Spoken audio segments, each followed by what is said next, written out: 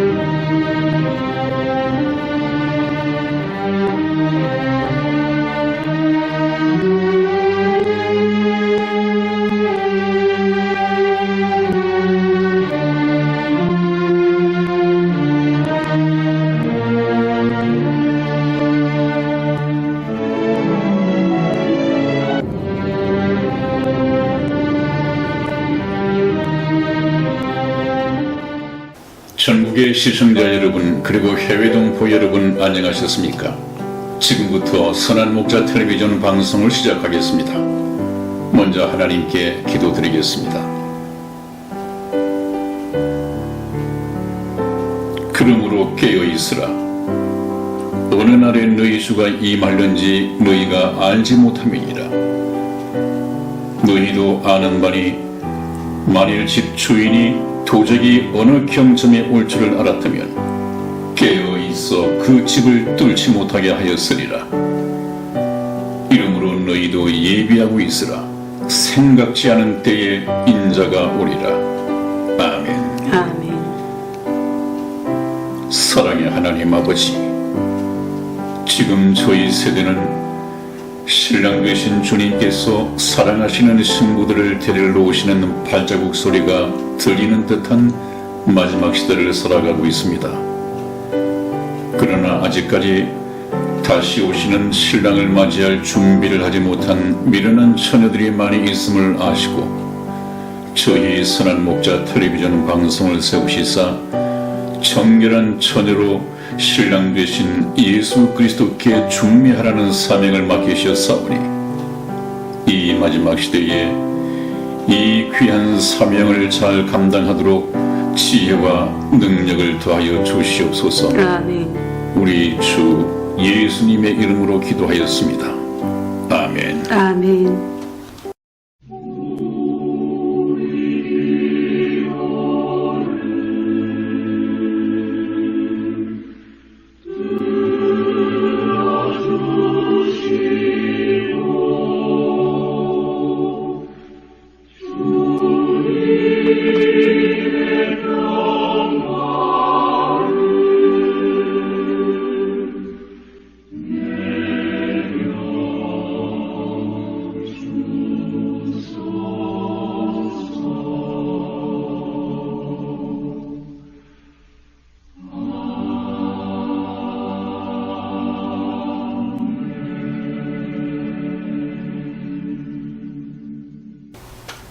네, 여러분, 오늘 첫 번째 주제는 에덴 동산 추방의 또 다른 영적 의미에 대해서 말씀을 드리겠습니다. 계속해서 에덴 동산 추방에 대해서 집착하고 있는 것은 여기에 오늘날 하나님 앞에서 살아가는 모든 인생의 근본적인 문제가 발생해 있기 때문에 그렇습니다.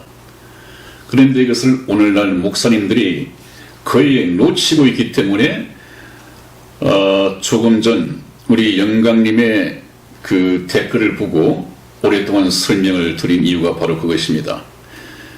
이 사실을 모르기 때문에 거의 구원에 대해서 엇박자를 내고 있단 말이죠. 네. 성경에 맞지 않은 구원 대책이, 구원 교리가 맞는 것처럼 이렇게 설교되어지고 있고 가르쳐지고 있습니다.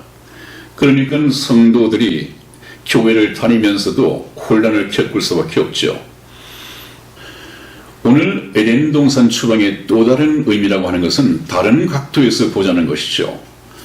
지난번에는 에덴 동산에서 아담 하와가 하나님 앞에 범죄했으므로 격리 수용 대신 추방이라는 말씀을 드렸고, 또 나병 환자 수용소라는 말 대신에 창살 없는 감옥이다, 또는 사형수들의 수용소이다, 이런 법적인 용어를 사용을 하였습니다. 그리고 육체 죽음이라는 하는 이 말씀을 사형이 집행되는 것이다, 이렇게 얘기를 해서 모든 것이 범죄적인 차원에서 제가 말씀을 드렸습니다.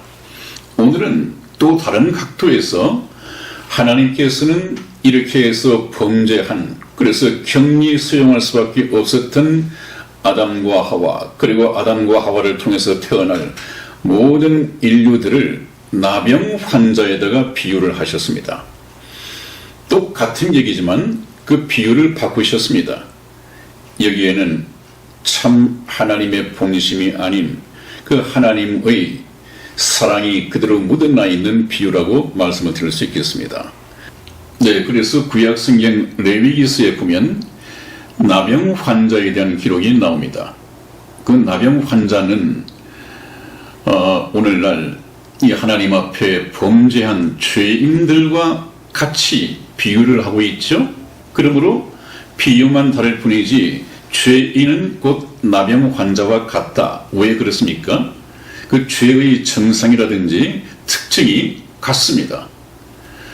나병 환자들도 처음에는 별로 감각을 가지고 있고 또 통증도 별로 느끼지 못하고 그렇게 시작을 했다가 이 병이 깊어지면서 또 살이 좀 문드러지고 병이 깊어지면 통증도 느끼지 못하게 되고 많은 감각이 또 무감각해지고 그러다가 결국 병이 깊어지면 죽음에 이른다고 합니다.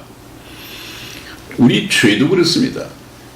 이 죄도 처음에는 여러분들 어릴 때 초등학교 때 옆 친구의 몽당 연필 지우개 하나를 훔치고도 이 양심이 콩당콩당 거렸는데 이제 커가면서 이런 죄를 짓고 저런 죄를 짓고 죄에 익숙해지다 보면 별로 죄에 대한 감각이 없어집니다. 별로 양심도 콩당콩당 뛰지를 않습니다. 웬만한 죄를 지어서는 말이죠. 그러다가 결국 영적인 사망에 두 번째 사망에 이르게 되는 것입니다. 이런 증상이 같기 때문에 하나님께서는 우리 죄인들을 나병 환자에다가 비유를 해서 또 복음을 말씀하십니다. 그래서 우리가 이 성경 말씀을 참 다각적으로 조명을 해보고 하나님께서 말씀하시는 그 뜻을 우리가 알아내야 합니다. 이것이 성경학자나 목사들이 해야 할 일이죠. 자, 우리 성경 말씀 한번 보겠습니다. 그래서 레위기서 13장 45절에서 46절까지 보면 만일에 문둥병자가 발생하면 이 문둥병자는 반드시 진 밖으로 격리 수용하도록 이렇게 율법에 명기가 되어 있습니다. 그것이 신약에 예수님께까지 그대로 인용이 되고 있죠. 예수님께서도 그 구약에 이 모세 율법을 그대로 인용해서 신약에서 말씀하십니다. 그러므로 제가 저번에 말씀드린 것처럼 오늘날의 목사들도 주인의 곳간에 들어있는 옛것과 새것을 주인처럼 주인의 심정과 똑같이 찾아서 나올 수 있어야 한다. 그 옛것은 뭐라고 했습니까?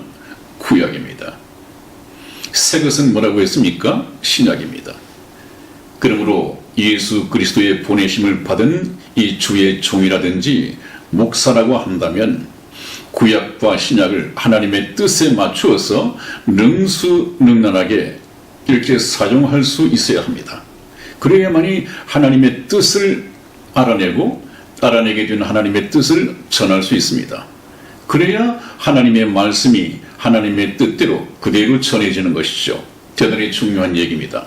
그래서 성경 말씀을 다양하게 다각적으로 예수님께서 말씀을 하셨고 이 말씀을 연구하는 저희들 또한 그렇게 연구를 해야 합니다.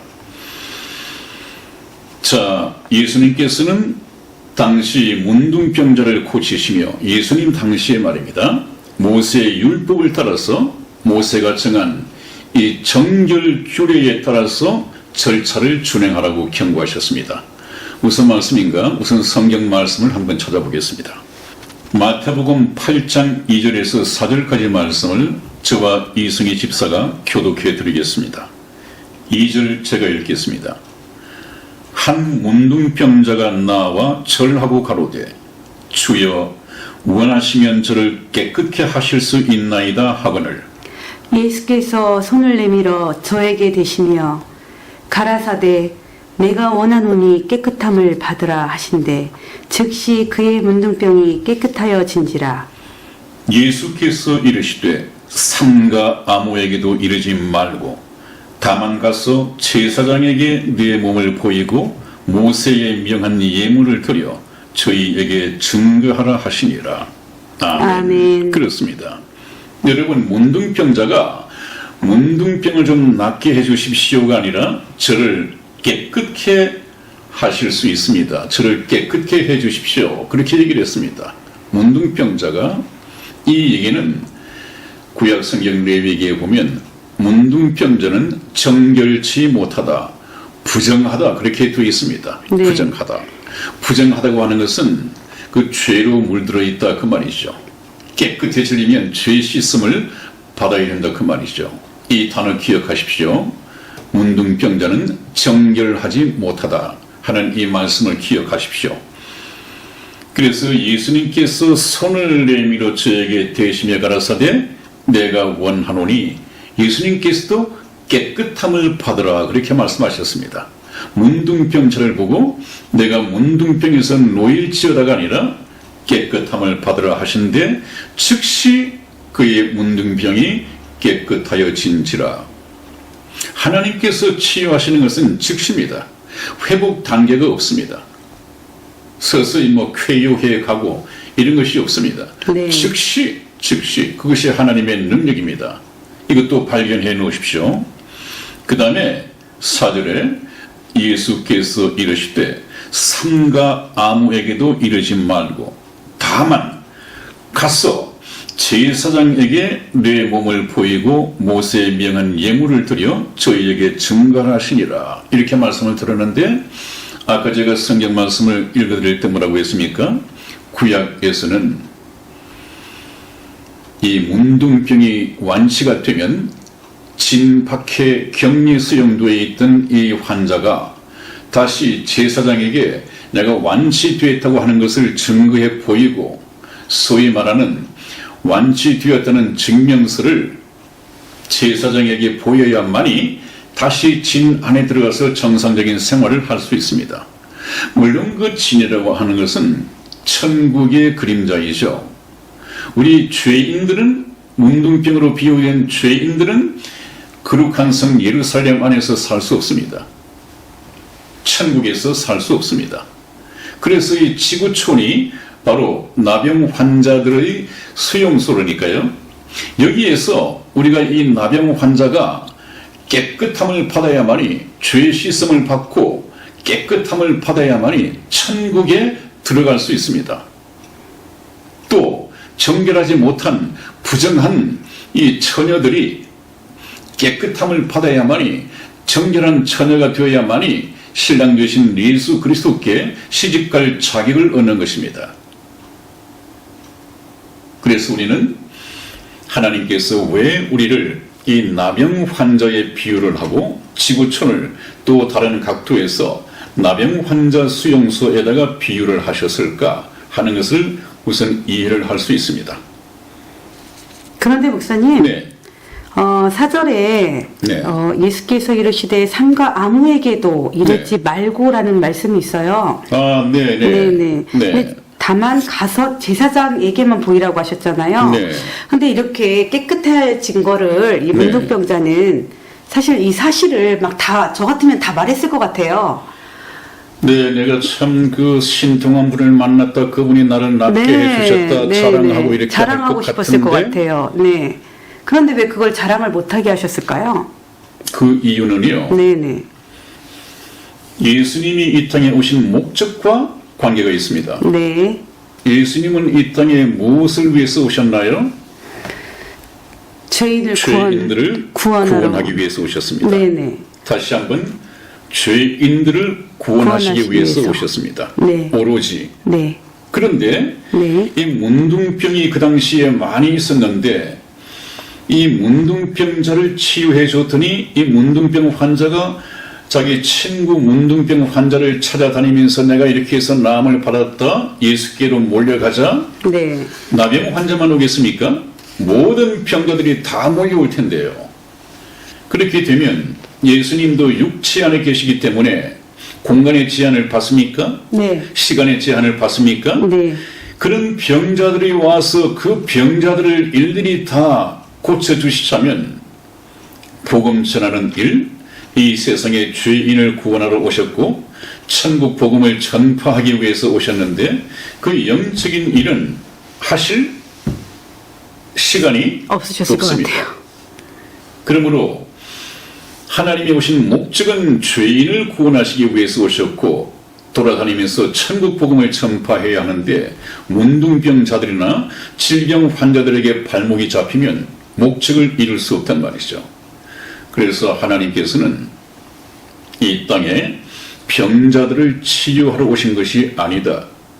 나는 복음을 전파로 왔다. 네. 이 목적을 달성하기 위해서 네. 이것이 또 어떤 분들은 선뜻 이해가 되시지 않겠지만 말씀을 듣다 보면 이해가 되실 것입니다. 왜냐하면 예수님께서 나는 십자가상에서 죽고 다시 사흘 만에 부활하여 내 나라로 돌아가야겠고 나는 너희를 떠나가야 되겠다. 네. 제자들에게 그렇게 말했더니 제자들이 얼마나 실망했습니까? 네. 주여 그러지 마십시오. 우리와 함께 있어 주십시오. 주님은 여전히 우리의 힘이 되십니다. 주님 없는 세상은 참 희망이 없는 세상입니다. 말렸을 것 아니겠어요? 네. 근데 예수님께서 하신 말씀이 내가 너희를 떠나가는 것이 너희에게 유익하다 하는 그런 말씀을 하셨습니다. 참 이해가 그 당시는 힘들었겠죠. 예수님께서 만일에 이 땅에 육체로 계속해서 계셨다면 세상의 모든 만민들에게 복음을 전파하고 전하는 일에 얼마나 많은 시간이 걸렸겠습니까? 네. 예수님도 육체 안에 계시면 일일이 한 사람 한 사람을 개인 상담하고 복음을 전해야 할 텐데 그러나 육체로 계신 예수님께서 육체를 가지고 하늘나라로 가시고 이제 영이신 성령께서 오시면 이 성령은 어떻습니까? 구원받은 모든 성도들의 마음속에 계시기 때문에 구원받은 사람들이 그 성령의 인도하심을 따라서 또 사명을 받고 만나는 모든 사람에게 복음을 전파할 수 있단 말이죠. 얼마나 시간을 벌 수 있습니까? 이것은 선뜻 좀 아직까지 분별력이 없으신 가운데에서는 이해가 힘들겠습니다만은 나중에 제가 복음을 전해드리고 지난번 시간에 말씀드렸듯이 예수님께서 너희가 이 성전을 헐라 내가 사흘 동안에 일으키리라 말씀하셨을 때 그 유대인 제사장들도 유대인들도 심지어는 제자들도 모르고 있다가 예수님께서 죽고 부활 승천하시고 난 후에 성령께서 이 땅에 오셨을 때 그때 깨닫지 못한 것을 다시 기억나게 하시고 깨닫게 해주셨다. 누가? 성령께서. 그것이 바로 성령의 역사입니다. 그렇기 때문에 예수님께서는 떠나가시는 것이 유익이고 성령이 오시는 것이 세상 만민을 통해서 유익이라고 하는 것을 우리가 깨달을 수 있어야 합니다. 다음에 또 천천히 말씀을 드리면 충분히 이해를 하실 수 있을 것입니다. 금방 받은 질문 좀 이해가 되셨겠지요? 우리 성희 집사님이 시청자분들을 대신해서 해주신 이 질문 이해가 좀 되셨죠? 그러면 왜 그 환자들을 많이 고쳤지 않았습니까? 중풍병자고 뭐 혈류병자고 안전병이고 소경이고 많이 고쳤지 않았습니까? 라고 하실지 모르지만은 고쳤습니다. 그것은 이 땅의 병자들을 고치러 오셨다고 하는 것하고는 좀 얘기가 다르죠. 그 고쳐주신 목적은 너희들이 고칠 수 없는 2000년 전에 무슨 의사다운 의사가 있었겠습니까? 그럼에도 예수님께서는 아주 기적적인 방법으로 소경도, 안전병이도, 38년 된 중풍병자도, 소경도, 귀머거리도 다 낫게 해주셨습니다. 치유해 주셨단 말이죠. 그것은 무엇입니까? 병자를 고치어 주기 위한 목적이 아니라 그 병자들을 고쳐주시는 능력을 통해서 내가 누구에게느냐? 나는 너희들과 같이 사람의 모양을 하고 있지만 보통 사람이 아니다. 내 속에는 하나님이 계셔서 하나님의 능력으로 내가 고치는 것이다. 그러므로 나는 하나님께서 보내서 온 자이고 나는 아들 하나님이다. 이것을 기적적인 능력을 통해서 증거하는 것이죠. 그런 것을 우리가 분별해서 깨달을 수 있어야겠습니다. 네, 여러분, 오늘 두 번째 주제를 말씀드리겠습니다. 에덴 동산 추방의 또 다른 의미. 사실상 2-1이 되어야 되는데 칸이 좀 좁은 관계로 이로서만 했습니다. 한번 보시죠. 그러므로 죄로 인하여 문둥병자로 비유된 우리 모두는 사실상 불치의 문둥병을 치유시킬 수 있는 기적의 능력을 지니신 의사, 의원, 이 의원을 반드시 어떤 대가를 치루어서라도 문둥병자는 이 병을 고쳐야 합니다. 그분이 누구냐? 바로 예수님이시란 말이죠. 이 나병 환자들 수용소에 하나님께서는 나병 환자를 깨끗게 하도록 의원 되시는 예수님을 지구촌에 보내주셨습니다. 그래서 문둥병자가 낫기 위해서는 반드시 저 의원을 만나야 된다 하는 이 가르침을 주시기 위해서 오늘 이 비유를 들어서 말씀을 하셨습니다. 우리 누가복음 5장 31절에서 32절까지 말씀을 우리 이승희 집사 읽어드리겠습니다. 예수께서 대답하여 가라사대 건강한 자에게는 의원이 쓸데없고 병든 자에게라야 쓸데있나니 내가 의인을 부르러 온 것이 아니요 죄인을 불러 회개시키러 왔노라. 아멘. 그렇습니다. 이 말씀은 율법을 지키면서 자기들이 참 의롭다, 율법을 흠없이 지키고 있으므로 우리는 하나님 앞에 의로운 자들이다, 이렇게 자랑을 하고 있었습니다.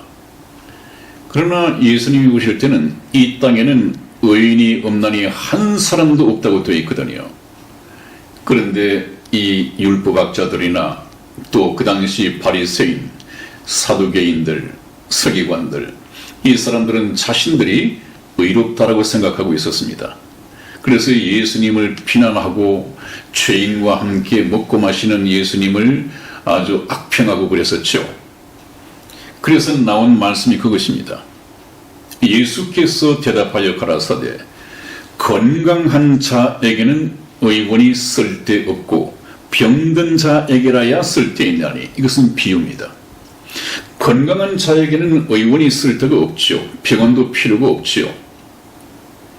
당뇨병 환자가 아니라면 당뇨병 신약이 개발됐다 하더라도 쓸데가 없는 것이죠. 마찬가지로 내가 의인을 부르러 온 것이 아니요 죄인을 불러 회개시키러 왔노라.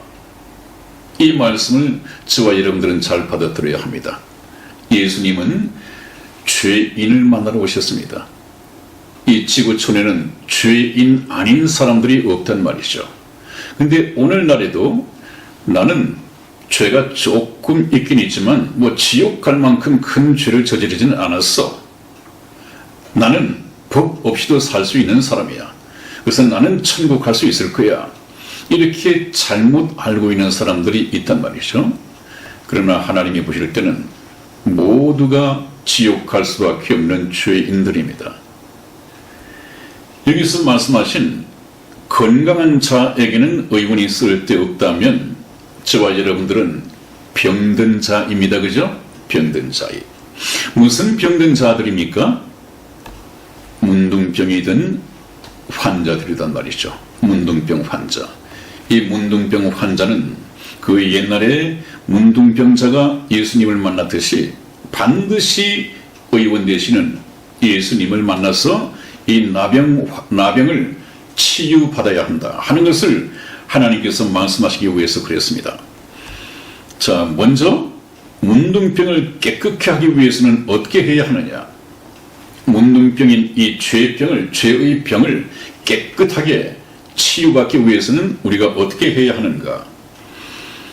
누가복음 17장 12절에서 14절까지 말씀을 저와 이승희 집사가 교독해 드리겠습니다. 12절 제가 말씀 읽겠습니다. 한 촌에 들어가시니 문둥병자 10명이 예수를 만나 멀리 서서 소리를 높여 가로되 예수 선생님이여 우리를 긍휼히 여기소서 하거늘 부시고 가라사대 가서 제사장들에게 너희 몸을 보이라 하셨더니 저희가 가다가 깨끗함을 받은지라 그랬습니다. 여러분 한번 보십시오. 문둥병자 10명이 예수님을 만나서 이 부정한 자들이니까 문둥병자는 부정한 자들이니까 예수님 가까이 접근할 수가 없습니다. 멀리 서서 소리를 높여 가로되 예수 선생님이여 우리를 불쌍히 여기소서 그랬습니다. 그랬더니 예수님께서 그들을 보시고 가라사대 가서 제사장들에게 너희 몸을 보이라 그렇게 말씀하셨습니다. 뭐 치료를 해주신 것도 없습니다. 손을 대시고 안수해 주신 적도 없습니다. 그냥 하신 말씀이 다 문둥병이 다 나온 것처럼 가서 제사장들에게 너희 몸을 보이라. 그러면 너희로 하여금 다시 거룩한 성 예루살렘에 들어가도록 허락할 것이다. 왜? 문둥병이 깨끗하게 나았으니까. 그 말을 듣는 그 순간까지도 이 나병 환자들에게는 나병이 문둥병이 그대로 있었습니다. 그러나 그 예수님의 말씀을 듣고 순종하여 제사장에게로 가고 있는 중에 문둥병이 깨끗하게 나았습니다. 그것이 무엇입니까? 이 사람 뭐야? 응?